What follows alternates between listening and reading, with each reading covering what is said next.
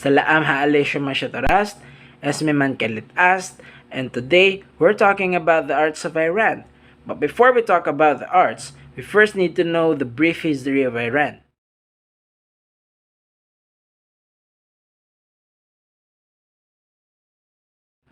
Iran is home to one of the world's oldest continuous major civilization with historical and urban settlements dating back to 4000 BC. The Medes unified Iran as a nation and empire in 625 BC. The Islamic conquest of Persia and the end of the Sassanid Empire was a turning point in Iranian history. Iran had been a monarchy ruled by a Shah or emperor almost without interruption from 1501 until the 1979 Islamic Revolution, when Iran officially became the Islamic Republic on April 1, 1979.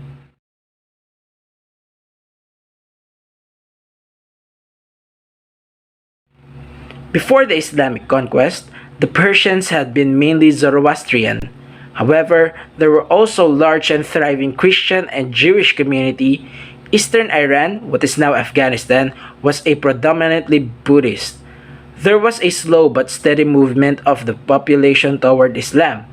When Islam was introduced to Iranians, the nobility and city dwellers were the first to convert. Islam spread more slowly among the peasantry and the dekhans, or landed gentry.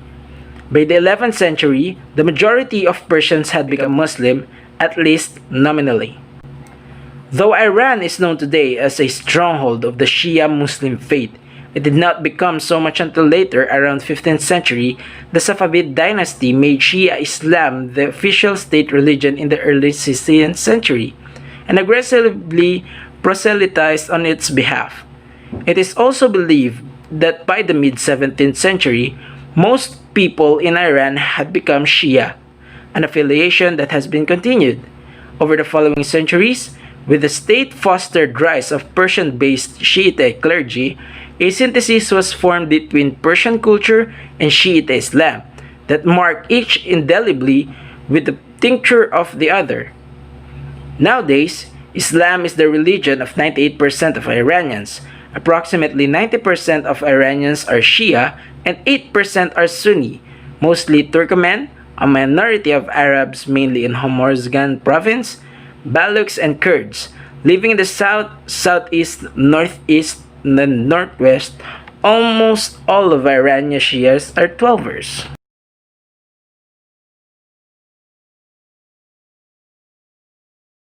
The beginning of carpet weaving remains unknown, as carpets are subject to use, deterioration, and destruction by insects and rodents.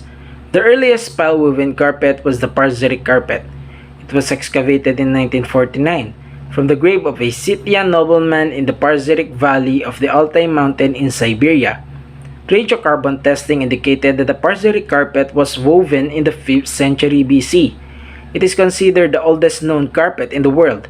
Its central field is a deep red color and it has two animal fringe borders, proceeding in opposite direction, accompanied by guard stripes.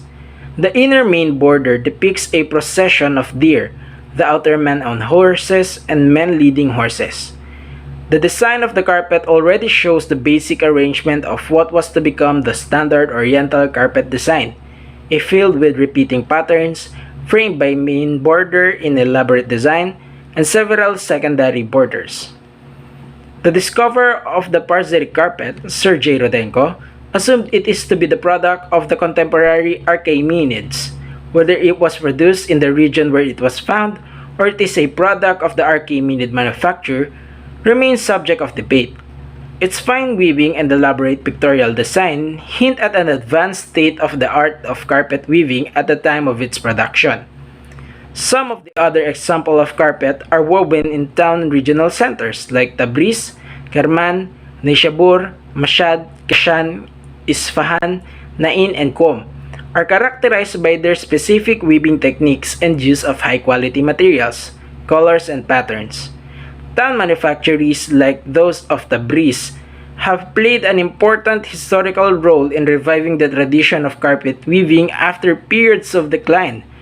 Rugs woven by the villages and various tribes of Iran are distinguished by their fine wool, bright and elaborate colors, and specific traditional patterns. Nomadic and small villages considered as the most authentic and traditional rugs of Persia, as opposed to the artistic, pre-planned design of larger workplaces. Gaber rugs are the best known types from this line of tradition. If you're not a rug person, well, maybe this will give you a standing impression.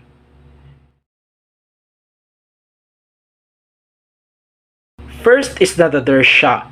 Nader Shah was an 18th century post-Safavid Iranian ruler who created an empire spanning from northern India to the Cuscus mountain. He is known to have consolidated Iran's unity, though he was also considered a ruthless leader. Eventually assassinated by his own army in 1747, located in Mashhad, this statue by renowned master Hassan Sadighi depicts an axe-wielding Nader Shah riding a horse followed by three soldiers. Located in Shapur Cave in the Zagros mountain, stands the towering figure of Shapur I, the second king of the Sasanian Empire. The unknown sculptor is said to have chiseled the statue from a stalagmite. A fall attributed to an earthquake left it almost limbless, but it has since been raised onto concrete pillars, giving it the appearance of having legs but no arms. When the Shah was overthrown in the 1979 Islamic Revolution, the bronze statue of his father Reza Shah was also toppled, leaving behind only the stumps of its boots. Located on the grounds of the Sadabad Palace complex, immediately behind these legs is the very much intact sculpture of the legendary Persian hero Arash, the archer from the Ferdowsi's The Shamameh.